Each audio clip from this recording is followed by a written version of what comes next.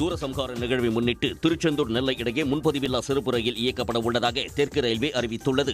அதன்படி திருச்செந்தூர் நெல்லை இடையே வரும் திங்கட்கிழமை இரவு 9 மணிக்கு இயக்கப்படும் ரயிலானது இரவு 10:30 மணிக்கு நெல்லை சென்றடையும். மறுமார்க்கமாக நெல்லை திருச்செந்தூர் இடையே திங்கட்கிழமை இரவு 11 மணிக்கு புறப்படும் ரயிலானது இரவு 12:30 மணிக்கு திருச்செந்தூர் வந்தடையும். இந்த சிறப்பு ரயில் ஆறுமுகநேரி, நாசரேத், ஸ்ரீவைகுண்டம், செய்துங்கநல்லூர், பாளையங்கோட்டை ஆகிய ரயில் நிலையங்களில் நின்று செல்லும் என்று அறிவிக்கப்பட்டுள்ளது. புதுச்சேரி பாஜக பிரமுகர் கொலை வழக்கில் கைதாகி சிறையில் இருக்கும் மூவரை தேசிய புலனாய்வு முகமை அதிகாரிகள் ஒரு வாரம் காவலில் எடுத்து விசாரணை நடத்தி வருகின்றனர். மங்களம் தொகுதியின் பாஜக பொறுப்பாளராக இருப்பவர் செந்தில்குமரன். இவரை கடந்த 2023ஆம் ஆண்டு வில்லியனூர் அருகே 6 பேர் கொண்ட மர்ம கும்பல் திடீரென அரிவாளால் சரமாரியாக வெட்டி கொலை செய்தது. இந்த வழக்கில் கைதாகி புதுச்சேரி மத்திய சிறையில் இருக்கும் சிவசங்கர், வெங்கடேஷ், ஏழுமலை ஆகிய மூவரை தேசிய புலனாய்வு முகமை அதிகாரிகள் ஒரு வாரம் காவலில் எடுத்து சென்னையில் வைத்து விசாரணை மேற்கொண்டு வருகின்றனர்.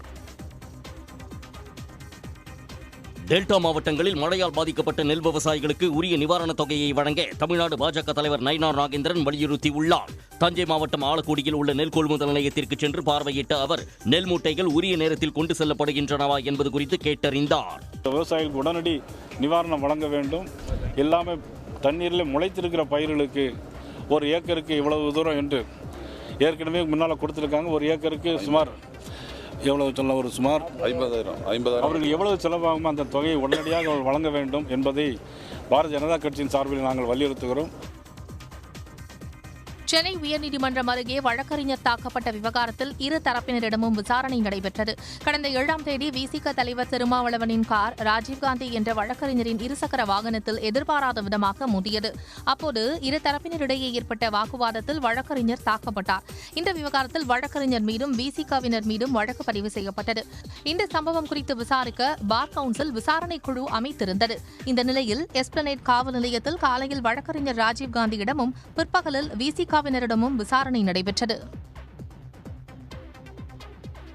தமிழ்நாட்டில் 10 மற்றும் 12ஆம் வகுப்பு மாணவர்களுக்கான பொதுத் தேர்வு அட்டவணை நவம்பர் 4ஆம் தேதி வெளியாகும் என்று பள்ளிக்கல்வித்துறை அமைச்சர் அன்பில் மகேஷ் பொய்யாமொழி தெரிவித்துள்ளார். சென்னை தரமணியில் நிகழ்ச்சி ஒன்றில் பங்கேற்ற பின் செய்தியாளர்களிடம் பேசிய அவர், நவம்பர் 4ஆம் தேதி நடைபெறும் மாவட்ட கல்வி அலுவலர்கள் கூட்டத்திற்கு பிறகு பொதுத் தேர்வு அட்டவணை வெளியிடப்படும் என்று கூறியுள்ளார்.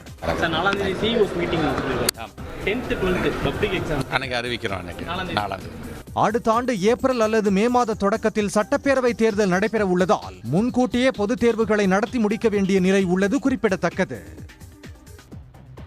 திருவண்ணாமலை அண்ணாமலையார் கோவிலில் கார்த்திகை தீப திருவிழாவை முன்னிட்டு சாமி வீதி உலா வரும் வாகனங்களுக்கு வண்ணம் தீட்டும் பணிகள் தீவிரமாக நடைபெற்று வருகின்றன. அண்ணாமலையார் கோவிலில் கார்த்திகை தீப திருவிழா நவம்பர் 24ஆம் தேதி கொடியேற்றத்துடன் தொடங்க உள்ளது. இதனை முன்னிட்டு இந்திர விமானம், பூத வாகனம், குதிரை வாகனம் உள்ளிட்ட வாகனங்கள் முழுமையாக சீரமைக்கப்பட்டு வண்ணம் பூசும் பணிகளில் ஊழியர்கள் ஈடுபட்டுள்ளனர்.